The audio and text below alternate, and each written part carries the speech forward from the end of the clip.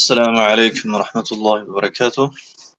وعليكم السلام ورحمة الله وبركاته. قاری جان، سوال من این بود که سوره نیسا آیت 59 در مورد کسانی که ایمان آوردید اطاعت از الله و رسول و اولو الامر بکنید. این مراد اولو الامر کیست؟ مراد از اولوالامر اگر ترجمه لغوی گوریم اولوالامر صاحبان امر، آنهایی که بر بالای شما امر میکنند.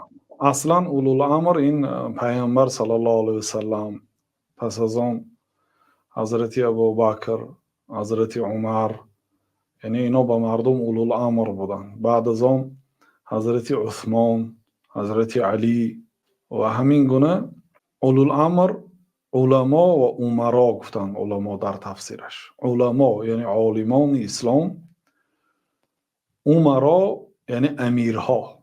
لیکن وقتی که اینها را گفت، الله تعالی کلمه اطیعوا را نگفت. اطیعوا الله و اطیعوا الرسول و اولی الامر منکم گفت. ببینید، الله تعالی را اطاعت کنید، پیغمبر صلی الله علیه و سلم را اطاعت کنید و راهبران خود را گفت. عطف کرد و راهبران خود را اطاعت کنید نگفتو و راهبران خود را. برای چی؟ برای که اونها همه وقت اطاعت کرده نمیشن. همون وقت اطاعت کرده میشن که امر آنها، دستور و فرمان آنها مطابقت کند به قرآن، موافقت کند.